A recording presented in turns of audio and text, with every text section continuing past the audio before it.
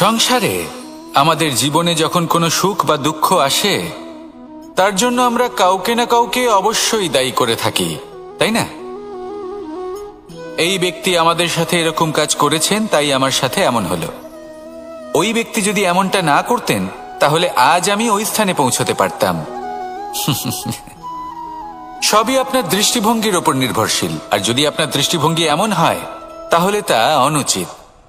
সত্যি কথা বলতে, এই সংসারে ভিন্ন ভিন্ন ধরনের মানুষ আছে। এটা আপনার উপর নির্ভর করছে কিভাবে তাদের স্বাগত জানাবেন। একবার ভাবুন, আমি আমার দুটো হাত সামনে নিয়ে এলাম, দুটো মুঠো খুলে দিলাম। দুই প্রকারের মানুষ আসবেন, কিছু না কিছু দিয়ে যাবেন। এই মুঠো যদি আমি বন্ধ করে দিই, তাহলে না কেউ আমাকে কিছু দিতে পারবে, না আমার কিছু যাবে আসবে। নিশ্চয়ই বুঝতে পারছেন এই দুই ধরনের ব্যক্তি কারা এবং তারা কি দিয়ে যান। আমি যদি নিজের মুঠো খুলে দিই, তাহলে কিছু ভালো মানুষ আসবেন, আমাকে আনন্দ, সন্তুষ্টি, জ্ঞান প্রদান করে যাবেন, ভালো অভিজ্ঞতা দিয়ে যাবেন। কোনো খারাপ ব্যক্তি যদি আসেন, তাহলে তিনিও খারাপ অভিজ্ঞতা দেবেন, যার থেকে আমি শিক্ষা লাভ করব। এই সব কিছু আমি লাভ করতে পারি। মুঠো যদি বন্ধ করে রাখি, তাহলে আমি কিছুই পাবো না। দেখুন, এই সংসারে প্রত্যেকের জীবনে এরকম। প্রত্যেকের জীবনে সবকিছুই আছে, ভালো খারাপ দুই মানুষই আছে। ভালো অভিজ্ঞতা আছে, খারাপ অভিজ্ঞতা আছে। নির্ভর করছে আপনার উপর যে আপনি কি করবেন, এনাদের স্বাগত কিভাবে জানাবেন, কার থেকে কি বুঝবেন, কি শিখতে পারবেন, আর কোন দৃষ্টিভঙ্গি নিয়ে অগ্রসর হবেন। এটাই নির্ধারণ করবে যে আপনার জীবন কেমন হবে। আসুন আমার সাথে ভালোবেসে বলুন, রাধা রাধা। জীবনে যখন কোনো ব্যক্তি নিজের লক্ষ্য প্রাপ্তির জন্য নিরন্তর পরিশ্রম করতে থাকেন, চেষ্টা করতে থাকেন, তখন তিনি কষ্ট অনুভব করেন। কখনো শারীরিক কষ্ট, কখনো মানসিক কষ্ট। এবার উনি এটা ভাবতে থাকেন যে আমি কি উচিত করছি নাকি অনুচিত করছি। কারণ অন্যদিকে এমন একজন ব্যক্তিও আছেন যিনি একদমই পরিশ্রম, চেষ্টা করছেন না। তিনি মদিরা পান করেন, বিলাসিতায় জীবন কাটান, অলস প্রকৃতির হয়ে ওঠেন, নিদ্রাতে বিলীন হয়ে থাকেন আর ভাবেন যে তিনি সুখ লাভ করছেন। কিন্তু এরকম কেন হয়? কারণ যখন আমরা সৎ পথে থাকি, উচিত পথে চলি, লক্ষ্য প্রাপ্ত করার জন্য চেষ্টা করতে থাকি, তখন আমাদের ভেতরে থাকা নেতিবাচক শক্তি এবং পাপ এই দেহকে ত্যাগ করে দেয়। আর এই অনুভূতিটাই আমাদের দুঃখের অনুভূতি দেয়, কষ্ট দেয়।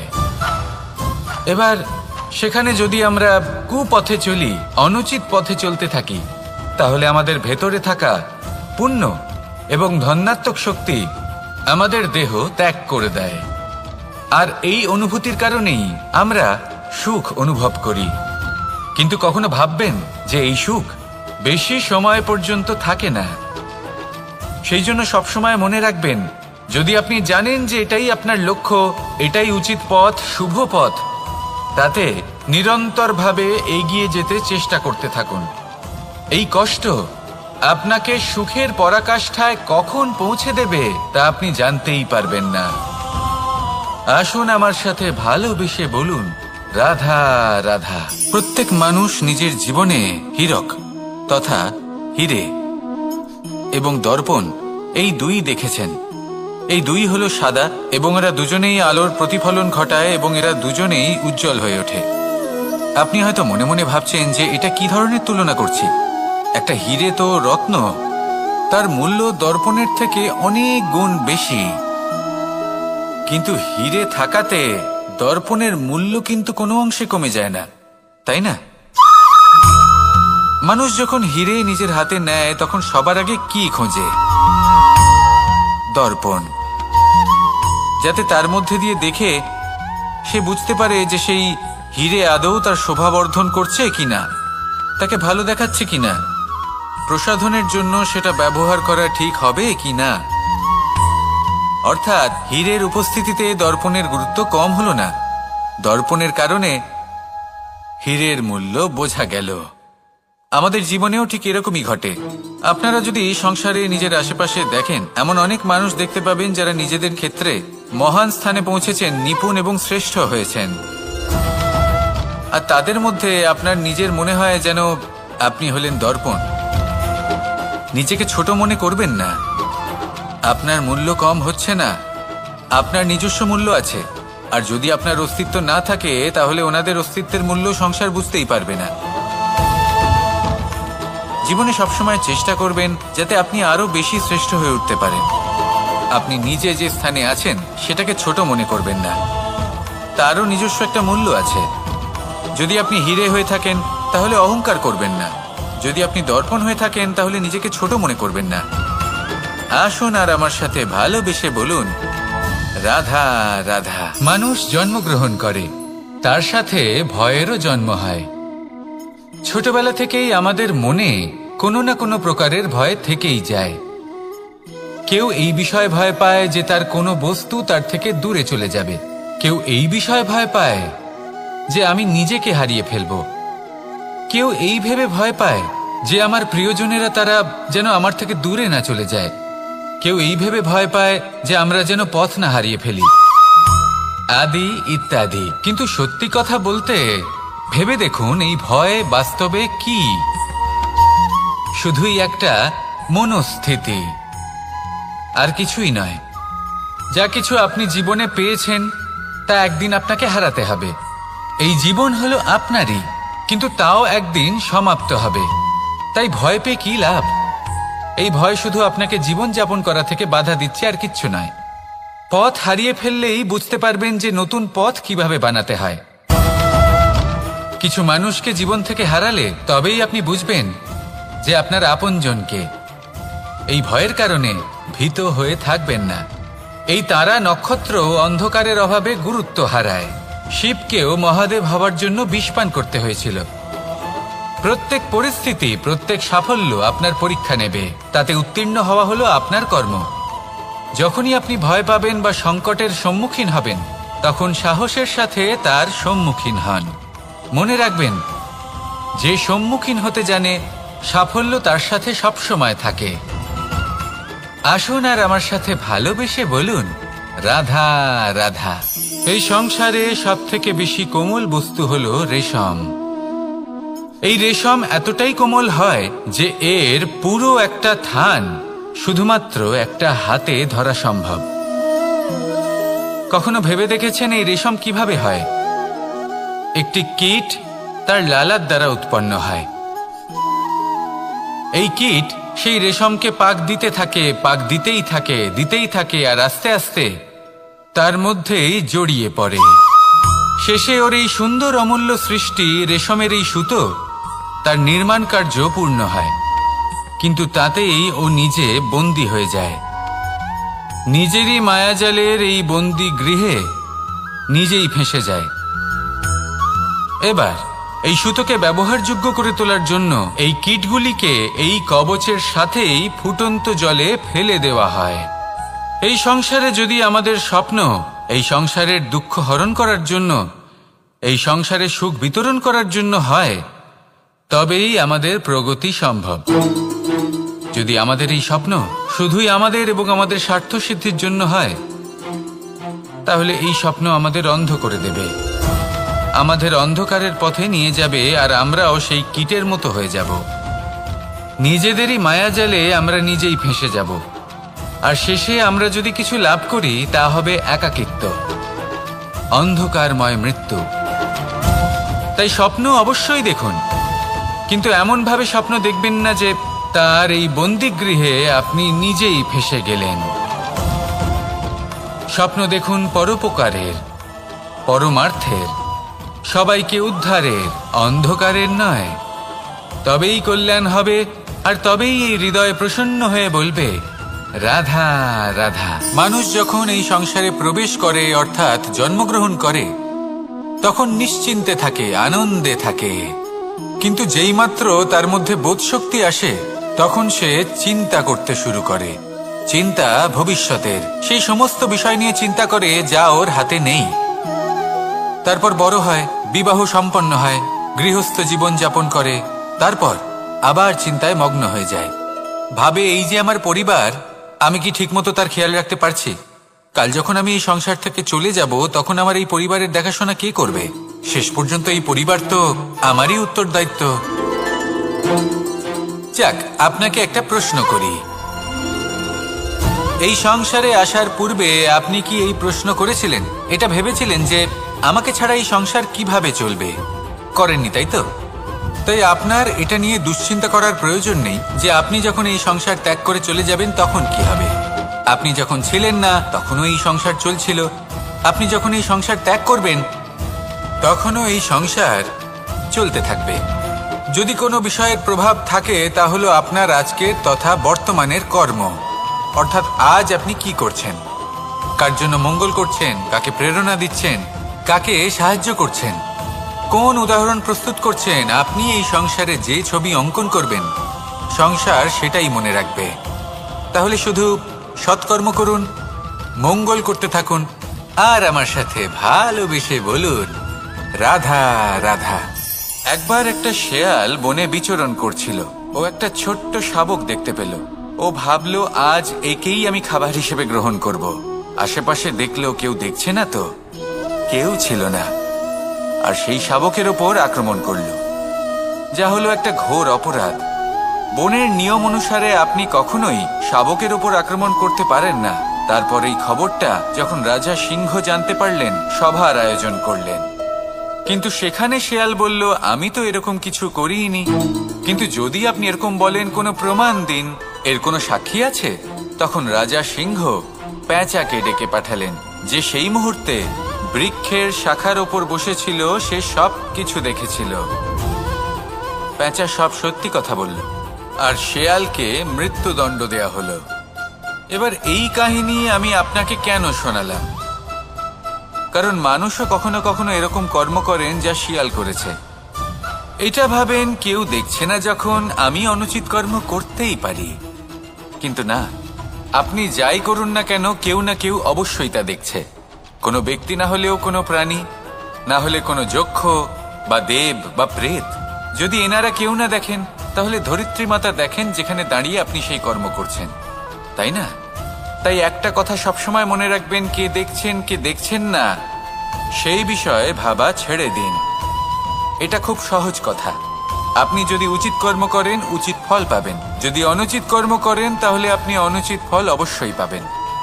সেই জন্য উচিত পথে চলতে থাকুন, উচিত কর্ম করতে থাকুন, আর আমার সাথে ভালোবেসে বলুন রাধা রাধা। সুখ, দুঃখ এবং শক্তি, এই তিন হলো এই সংসারের ত্রিদেবের মতো।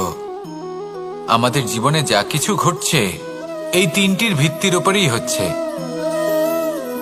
আসলে এই সংসারের একটা নিয়ম আছে, যখনই আপনি কিছু লাভ করেন, এই সংসার আপনার পরীক্ষা নেয়।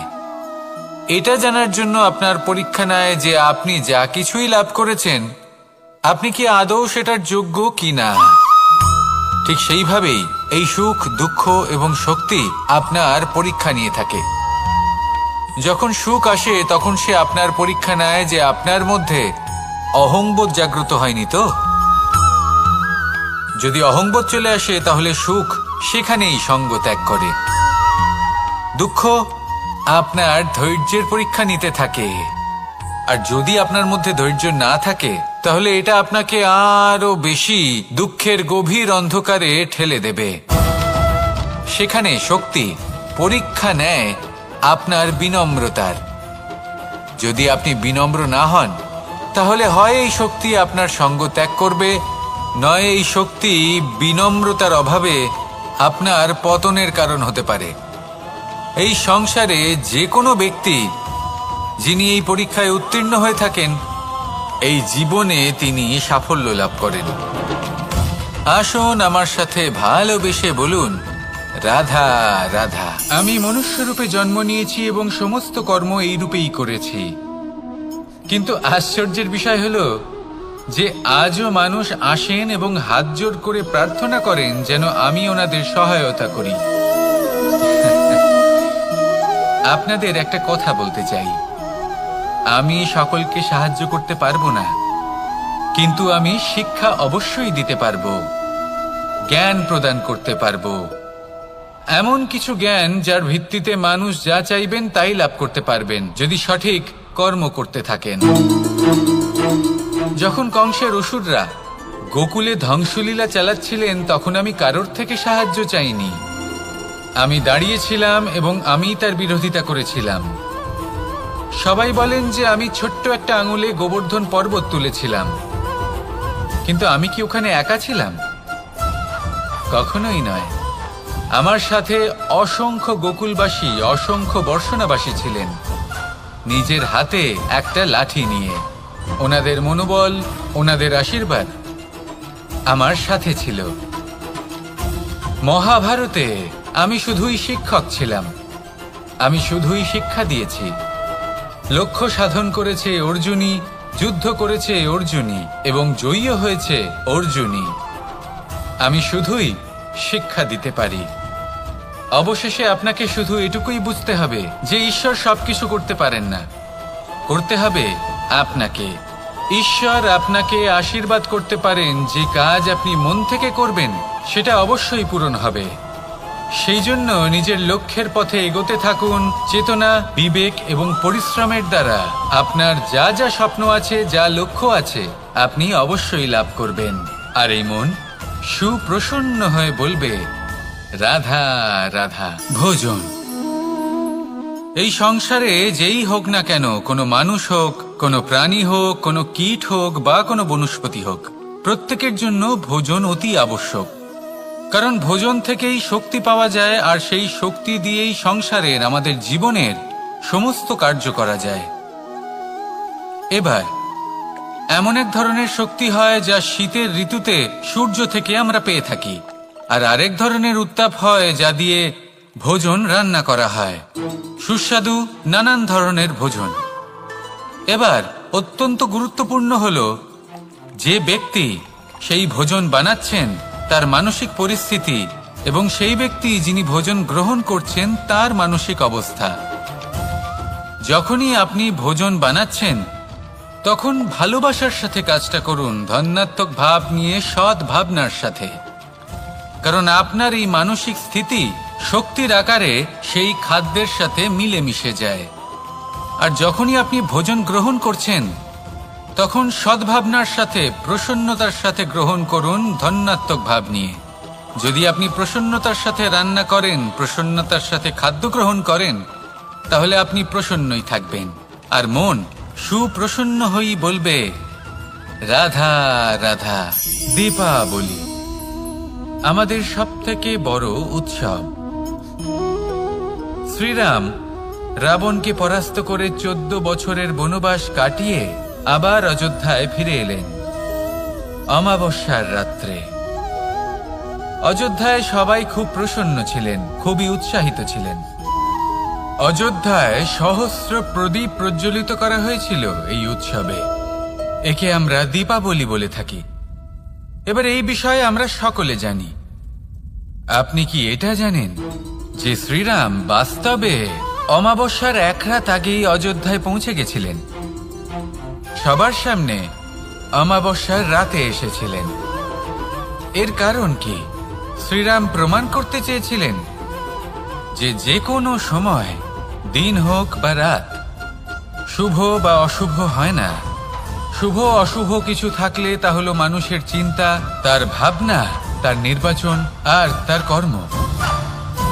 নিজেই দেখে নিন, শ্রীরাম শুভ কাজ করে ফিরেছিলেন এবং অমাবস্যার মতো গভীর এক রাত্রিকেও দীপাবলিতে পরিবর্তিত করেছিলেন। এমনটাই যদি আমরা করতে পারি, তাহলে এমন কোনো গৃহে যান যেখানে অসহায় ব্যক্তি রয়েছেন, যা অন্ধকারাচ্ছন্ন, আর সেখানে প্রকাশ প্রজ্বলিত করুন। প্রকাশ সহায়তার, প্রেরণার, আশার। যদি এমন কিছু আমরা করতে পারি তাহলে তাকে প্রকৃত অর্থে দীপাবলি বলা যেতে পারে। তাহলে নিজের পরিবারের সাথে দীপাবলি পালন করুন। আপনাদের শুভেচ্ছা জানাই। আসুন আর আমার সাথে ভালোবেসে বলুন, রাধা রাধা। এই শুকনো পাতাটিকে দেখুন, নিষ্প্রাণ হয়ে পড়েছে। কোনো একটা সময় এই পাতাটি একটা গাছের ডালে ছিল। সেই গাছ ওর লালন পালন করত। যখন যখন বাতাস বইত, এই পাতায় কম্পন দেখা দিত, মনকে প্রফুল্ল করে তুলত। কোনো একদিন এই পাতা গাছের ডাল থেকে ঝরে পড়ে গেল। নিঃসন্দেহে ও নিজের স্বাধীনতা পেল, কিন্তু আস্তে আস্তে শুকিয়ে গেল, নিষ্প্রাণ হয়ে গেল। দেখুন, আমি এই কথা বলছি না যে স্বাধীনতা অনুচিত, কখনোই না।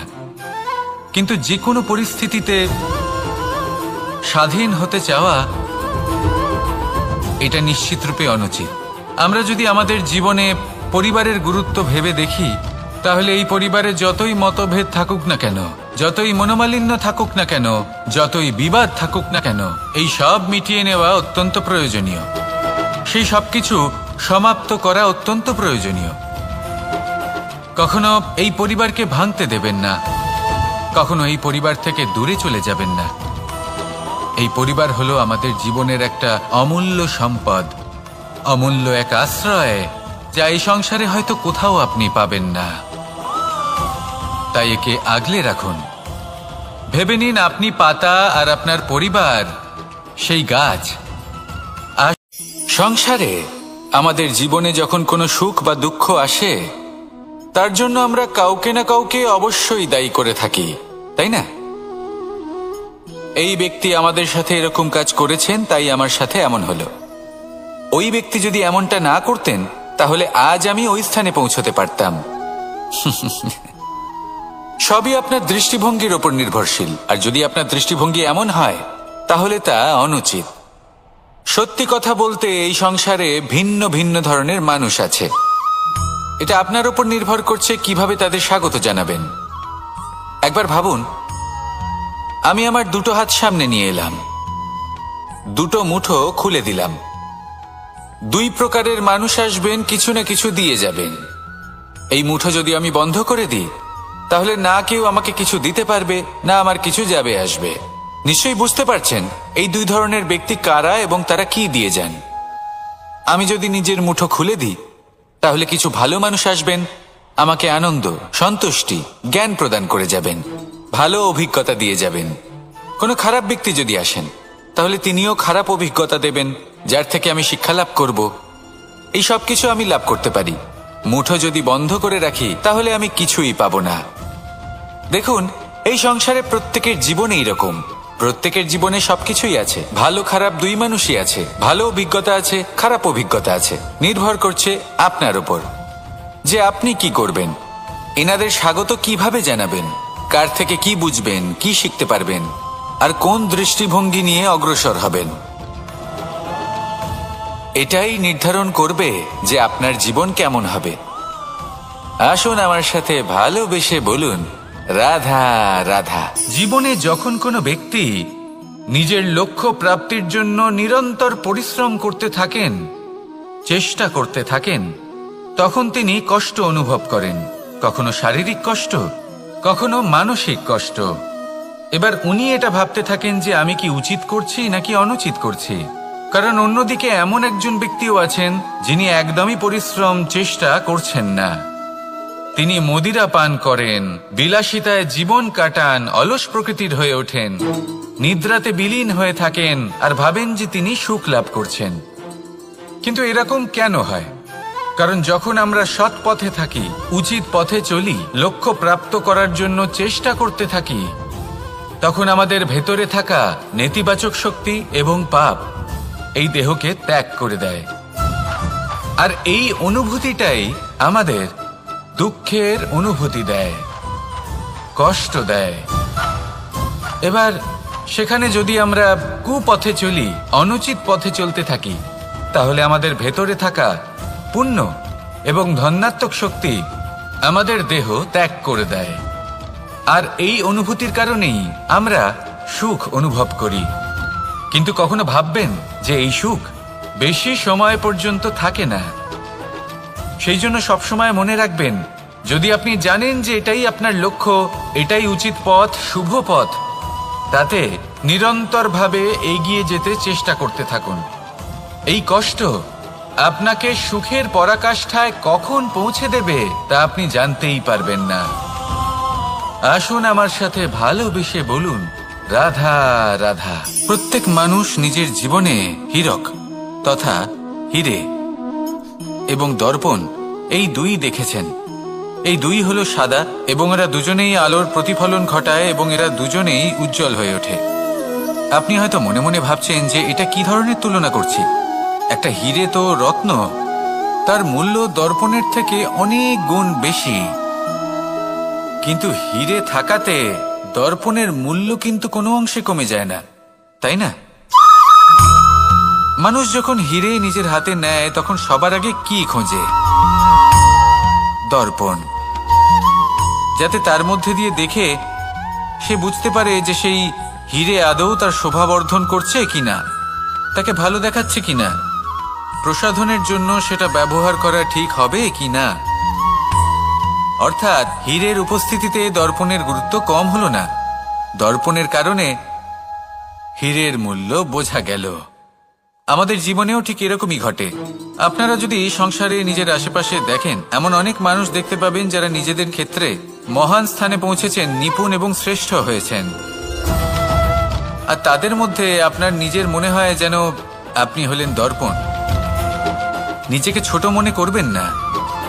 আপনার মূল্য কম হচ্ছে না, আপনার নিজস্ব মূল্য আছে, আর যদি আপনার অস্তিত্ব না থাকে তাহলে ওনাদের অস্তিত্বের মূল্য সংসার বুঝতেই পারবে না।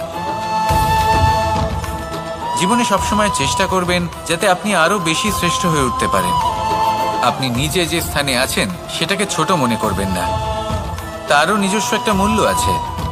যদি আপনি হিরে হয়ে থাকেন তাহলে অহংকার করবেন না, যদি আপনি দর্পণ হয়ে থাকেন তাহলে নিজেকে ছোট মনে করবেন না। আসুন আর আমার সাথে ভালোবেসে বলুন, রাধা রাধা। মানুষ জন্মগ্রহণ করে, তার সাথে ভয়েরও জন্ম হয়। ছোটবেলা থেকেই আমাদের মনে কোনো না কোনো প্রকারের ভয় থেকেই যায়। কেউ এই বিষয়ে ভয় পায় যে তার কোনো বস্তু তার থেকে দূরে চলে যাবে, কেউ এই বিষয়ে ভয় পায় যে আমি নিজেকে হারিয়ে ফেলব, কেউ এই ভেবে ভয় পায় যে আমার প্রিয়জনেরা তারা যেন আমার থেকে দূরে না চলে যায়, কেউ এই ভেবে ভয় পায় যে আমরা যেন পথ না হারিয়ে ফেলি, আদি ইত্যাদি। কিন্তু সত্যি কথা বলতে ভেবে দেখুন, এই ভয় বাস্তবে কি? শুধুই একটা মনস্থিতি, আর কিছুই নয়। যা কিছু আপনি জীবনে পেয়েছেন তা একদিন আপনাকে হারাতে হবে। এই জীবন হলো আপনারই, কিন্তু তাও একদিন সমাপ্ত হবে। তাই ভয় পেয়ে কি লাভ? এই ভয় শুধু আপনাকে জীবন যাপন করা থেকে বাধা দিচ্ছে, আর কিচ্ছু নয়। পথ হারিয়ে ফেললেই বুঝতে পারবেন যে নতুন পথ কিভাবে বানাতে হয়। কিছু মানুষকে জীবন থেকে হারালে তবেই আপনি বুঝবেন যে আপনার আপনজনকে। এই ভয়ের কারণে ভীত হয়ে থাকবেন না। এই তারা নক্ষত্র অন্ধকারের অভাবে গুরুত্ব হারায়। শিবকেও মহাদেব হওয়ার জন্য বিষ পান করতে হয়েছিল। প্রত্যেক পরিস্থিতি, প্রত্যেক সাফল্য আপনার পরীক্ষা নেবে, তাতে উত্তীর্ণ হওয়া হলো আপনার কর্ম। যখনই আপনি ভয় পাবেন বা সংকটের সম্মুখীন হবেন, তখন সাহসের সাথে তার সম্মুখীন হন। মনে রাখবেন, যে সম্মুখীন হতে জানে সাফল্য তার সাথে সবসময় থাকে। আসুন আর আমার সাথে ভালোবেসে বলুন, রাধা রাধা। এই সংসারে সব থেকে বেশি কোমল বস্তু হলো রেশম। এই রেশম এতটাই কোমল হয় যে এর পুরো একটা থান শুধুমাত্র একটা হাতে ধরা সম্ভব। কখনো ভেবে দেখেছেন এই রেশম কিভাবে হয়? একটি কীট তার লালার দ্বারা উৎপন্ন হয়। এই কীট সেই রেশমকে পাক দিতে থাকে, পাক দিতেই থাকে, আর আস্তে আস্তে তার মধ্যেই জড়িয়ে পড়ে। শেষে ওর এই সুন্দর অমূল্য সৃষ্টি রেশমের এই সুতো, তার নির্মাণ কার্য পূর্ণ হয়, কিন্তু তাতেই ও নিজে বন্দী হয়ে যায়। নিজেরই মায়াজালের এই বন্দী গৃহে নিজেই ফেঁসে যায়। এবার এই সুতোকে ব্যবহারযোগ্য করে তোলার জন্য এই কীটগুলিকে এই কবচের সাথেই ফুটন্ত জলে ফেলে দেওয়া হয়। এই সংসারে যদি আমাদের স্বপ্ন এই সংসারের দুঃখ হরণ করার জন্য, এই সংসারে সুখ বিতরণ করার জন্য হয়, তবেই আমাদের প্রগতি সম্ভব। যদি আমাদের এই স্বপ্ন শুধুই আমাদের এবং আমাদের স্বার্থ সিদ্ধির জন্য হয়, তাহলে এই স্বপ্ন আমাদের অন্ধ করে দেবে, আমাদের অন্ধকারের পথে নিয়ে যাবে, আর আমরাও সেই কীটের মতো হয়ে যাব। নিজেদেরই মায়াজালে আমরা নিজেই ফেঁসে যাব। আর শেষে আমরা যদি কিছু লাভ করি তা হবে একাকিত্ব, অন্ধকারময় মৃত্যু। তাই স্বপ্ন অবশ্যই দেখুন, কিন্তু এমনভাবে স্বপ্ন দেখবেন না যে তার এই বন্দিগৃহে আপনি নিজেই ফেঁসে গেলেন। স্বপ্ন দেখুন পরোপকারের, পরমার্থের, সবাইকে উদ্ধারের, অন্ধকারের নয়। তবেই কল্যাণ হবে, আর তবেই এই হৃদয় প্রসন্ন হয়ে বলবে রাধা রাধা। মানুষ যখন এই সংসারে প্রবেশ করে অর্থাৎ জন্মগ্রহণ করে তখন নিশ্চিন্তে থাকে, আনন্দে থাকে। কিন্তু যেই মাত্র তার মধ্যে বোধশক্তি আসে তখন সে চিন্তা করতে শুরু করে। চিন্তা ভবিষ্যতের, সেই সমস্ত বিষয় নিয়ে চিন্তা করে যা ওর হাতে নেই। তারপর বড় হয়, বিবাহ সম্পন্ন হয়, গৃহস্থ জীবন যাপন করে, তারপর আবার চিন্তায় মগ্ন হয়ে যায়। ভাবে এই যে আমার পরিবার, আমি কি ঠিকমতো তার খেয়াল রাখতে পারছি? কাল যখন আমি এই সংসার থেকে চলে যাব তখন আমার এই পরিবারের দেখাশোনা কে করবে? শেষ পর্যন্ত এই পরিবার তো আমারই উত্তরদায়িত্ব। যাক, আপনাকে একটা প্রশ্ন করি, এই সংসারে আসার পূর্বে আপনি কি এই প্রশ্ন করেছিলেন, এটা ভেবেছিলেন যে আমাকে ছাড়া এই সংসার কিভাবে চলবে? করেননি, তাই তো? তাই আপনার এটা নিয়ে দুশ্চিন্তা করার প্রয়োজন নেই যে আপনি যখন এই সংসার ত্যাগ করে চলে যাবেন তখন কি হবে। আপনি যখন ছিলেন না তখনও এই সংসার চলছিল, আপনি যখন এই সংসার ত্যাগ করবেন তখনও এই সংসার চলতে থাকবে। যদি কোনো বিষয়ের প্রভাব থাকে তা হলো আপনার আজকের তথা বর্তমানের কর্ম, অর্থাৎ আজ আপনি কি করছেন, কার জন্য মঙ্গল করছেন, কাকে প্রেরণা দিচ্ছেন, কাকে সাহায্য করছেন, কোন উদাহরণ প্রস্তুত করছেন। আপনি এই সংসারে যে ছবি অঙ্কন করবেন সংসার সেটাই মনে রাখবে। তাহলে শুধু সৎকর্ম করুন, মঙ্গল করতে থাকুন, আর আমার সাথে ভালোবেসে বলুন রাধা রাধা। একবার একটা শেয়াল বনে বিচরণ করছিল। ও একটা ছোট্ট শাবক দেখতে পেল। ও ভাবলো আজ একেই আমি খাবার হিসেবে গ্রহণ করব। আশেপাশে দেখলো কেউ দেখছে না তো, কেউ ছিল না, আর সেই শাবকের ওপর আক্রমণ করলো, যা হলো একটা ঘোর অপরাধ। বনের নিয়ম অনুসারে আপনি কখনোই শাবকের ওপর আক্রমণ করতে পারেন না। তারপর এই খবরটা যখন রাজা সিংহ জানতে পারলেন, সভার আয়োজন করলেন।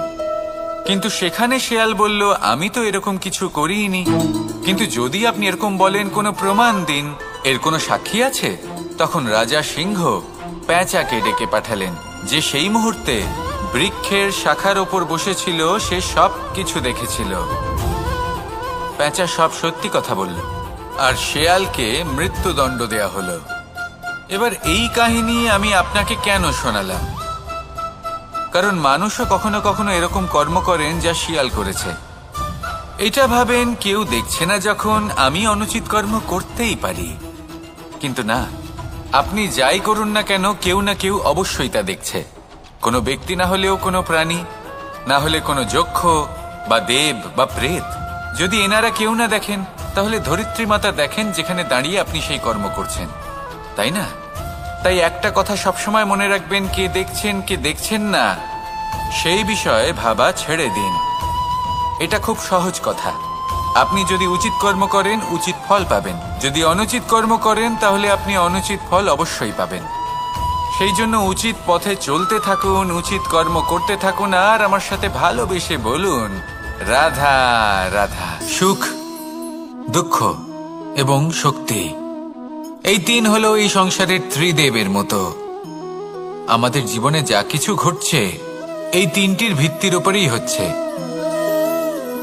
আসলে এই সংসারের একটা নিয়ম আছে, যখনই আপনি কিছু লাভ করেন এই সংসার আপনার পরীক্ষা নেয়। এটা জানার জন্য আপনার পরীক্ষা নেয় যে আপনি যা কিছুই লাভ করেছেন আপনি কি আদৌ সেটার যোগ্য কিনা। ঠিক সেইভাবেই এই সুখ, দুঃখ এবং শক্তি আপনার পরীক্ষা নিয়ে থাকে। যখন সুখ আসে তখন সে আপনার পরীক্ষা নেয় যে আপনার মধ্যে অহংবোধ জাগ্রত হয়নি তো। যদি অহংবোধ চলে আসে তাহলে সুখ সেখানেই সঙ্গ ত্যাগ করে। দুঃখ আপনার ধৈর্যের পরীক্ষা নিতে থাকে, আর যদি আপনার মধ্যে ধৈর্য না থাকে তাহলে এটা আপনাকে আরো বেশি দুঃখের গভীর অন্ধকারে ঠেলে দেবে। সেখানে শক্তি পরীক্ষা নেয় আপনার বিনম্রতার। যদি আপনি বিনম্র না হন, তাহলে হয় এই শক্তি আপনার সঙ্গ ত্যাগ করবে, নয় এই শক্তি বিনম্রতার অভাবে আপনার পতনের কারণ হতে পারে। এই সংসারে যে কোনো ব্যক্তি যিনি এই পরীক্ষায় উত্তীর্ণ হয়ে থাকেন, এই জীবনে তিনি সাফল্য লাভ করেন। আসুন আমার সাথে ভালোবেসে বলুন, রাধা রাধা। আমি মনুষ্য রূপে জন্ম নিয়েছি এবং সমস্ত কর্ম এই রূপেই করেছি, কিন্তু আশ্চর্যের বিষয় হলো যে আজও মানুষ আসেন এবং হাত জোড় করে প্রার্থনা করেন যেন আমি ওনাদের সহায়তা করি। আপনাদের একটা কথা বলতে চাই, আমি সকলকে সাহায্য করতে পারবো না, কিন্তু আমি শিক্ষা অবশ্যই দিতে পারবো, জ্ঞান প্রদান করতে পারবো, এমন কিছু জ্ঞান যার ভিত্তিতে মানুষ যা চাইবেন তাই লাভ করতে পারবেন যদি সঠিক কর্ম করতে থাকেন। যখন কংসের অসুররা গোকুলে ধ্বংসলীলা চালাচ্ছিলেন, তখন আমি কারোর থেকে সাহায্য চাইনি। আমি দাঁড়িয়েছিলাম এবং আমি তার বিরোধিতা করেছিলাম। সবাই বলেন যে আমি ছোট্ট একটা আঙুলে গোবর্ধন পর্বত তুলেছিলাম, কিন্তু আমি কি ওখানে একা ছিলাম? কখনোই নয়। আমার সাথে অসংখ্য গোকুলবাসী, অসংখ্য বর্ষণাবাসী ছিলেন, নিজের হাতে একটা লাঠি নিয়ে। ওনাদের মনোবল, ওনাদের আশীর্বাদ আমার সাথে ছিল। মহাভারতে আমি শুধুই শিক্ষক ছিলাম, আমি শুধুই শিক্ষা দিয়েছি। লক্ষ্য সাধন করেছে অর্জুনই, যুদ্ধ করেছে অর্জুনই এবং জয়ী হয়েছে অর্জুনই। আমি শুধুই শিক্ষা দিতে পারি। অবশেষে আপনাকে শুধু এটুকুই বুঝতে হবে যে ঈশ্বর সবকিছু করতে পারেন না, করতে হবে আপনাকে। ঈশ্বর আপনাকে আশীর্বাদ করতে পারেন যে কাজ আপনি মন থেকে করবেন সেটা অবশ্যই পূরণ হবে। সেই জন্য নিজের লক্ষ্যের পথে এগোতে থাকুন। চেতনা, বিবেক এবং পরিশ্রমের দ্বারা আপনার যা যা স্বপ্ন আছে, যা লক্ষ্য আছে, আপনি অবশ্যই লাভ করবেন। আর এই মন সুপ্রসন্ন হয়ে বলবে, রাধা রাধা। ভোজন। এই সংসারে যেই হোক না কেন, কোনো মানুষ হোক, কোনো প্রাণী হোক, কোনো কীট হোক বা কোনো বনস্পতি হোক, প্রত্যেকের জন্য ভোজন অতি আবশ্যক। কারণ ভোজন থেকেই শক্তি পাওয়া যায়, আর সেই শক্তি দিয়েই সংসারের, আমাদের জীবনের সমস্ত কার্য করা যায়। এবার এমন এক ধরনের শক্তি হয় যা শীতের ঋতুতে সূর্য থেকে আমরা পেয়ে থাকি, আর আরেক ধরনের উত্তাপ হয় যা দিয়ে ভোজন রান্না করা হয়, সুস্বাদু নানান ধরনের ভোজন। এবার অত্যন্ত গুরুত্বপূর্ণ হলো যে ব্যক্তি সেই ভোজন বানাচ্ছেন তার মানসিক পরিস্থিতি এবং সেই ব্যক্তি যিনি ভোজন গ্রহণ করছেন তার মানসিক অবস্থা। যখনই আপনি ভোজন বানাচ্ছেন তখন ভালোবাসার সাথে কাজটা করুন, ধন্যাত্মক ভাব নিয়ে, সৎ ভাবনার সাথে। কারণ আপনার এই মানসিক স্থিতি শক্তির আকারে সেই খাদ্যের সাথে মিলে মিশে যায়। আর যখনই আপনি ভোজন গ্রহণ করছেন তখন সদ্ভাবনার সাথে, প্রসন্নতার সাথে গ্রহণ করুন, ধন্যাত্মক ভাব নিয়ে। যদি আপনি প্রসন্নতার সাথে রান্না করেন, প্রসন্নতার সাথে খাদ্য গ্রহণ করেন, তাহলে আপনি প্রসন্নই থাকবেন। আর মন সুপ্রসন্ন হয়েই বলবে, রাধা রাধা। দীপাবলি আমাদের সবথেকে বড় উৎসব। শ্রীরাম রাবণকে পরাস্ত করে 14 বছরের বনবাস কাটিয়ে আবার অযোধ্যায় ফিরে এলেন অমাবস্যার রাত্রে। অযোধ্যায় সবাই খুব প্রসন্ন ছিলেন, খুবই উৎসাহিত ছিলেন। অযোধ্যায় সহস্র প্রদীপ প্রজ্বলিত করা হয়েছিল এই উৎসবে। একে আমরা দীপাবলি বলে থাকি। এবার এই বিষয়ে আমরা সকলে জানি। আপনি কি এটা জানেন যে শ্রীরাম বাস্তবে অমাবস্যার এক রাত আগেই অযোধ্যায় পৌঁছে গেছিলেন? সবার সামনে অমাবস্যার রাতে এসেছিলেন। এর কারণ কি? শ্রীরাম প্রমাণ করতে চেয়েছিলেন যে যে কোনো সময়, দিন হোক বা রাত, শুভ বা অশুভ হয় না। শুভ অশুভ কিছু থাকলে তা হলো মানুষের চিন্তা, তার ভাবনা, তার নির্বাচন আর তার কর্ম। নিজেই দেখে নিন, শ্রীরাম শুভ কাজ করে ফিরেছিলেন এবং অমাবস্যার মতো গভীর এক রাত্রিকেও দীপাবলিতে পরিবর্তিত করেছিলেন। এমনটাই যদি আমরা করতে পারি, তাহলে এমন কোনো গৃহে যান যেখানে অসহায় ব্যক্তি রয়েছেন, যা অন্ধকারাচ্ছন্ন, আর সেখানে প্রকাশ প্রজ্বলিত করুন। প্রকাশ সহায়তার, প্রেরণার, আশার। যদি এমন কিছু আমরা করতে পারি, তাহলে তাকে প্রকৃত অর্থে দীপাবলি বলা যেতে পারে। তাহলে নিজের পরিবারের সাথে দীপাবলি পালন করুন। আপনাদের শুভেচ্ছা জানাই। আসুন আর আমার সাথে ভালোবেসে বলুন, রাধা রাধা।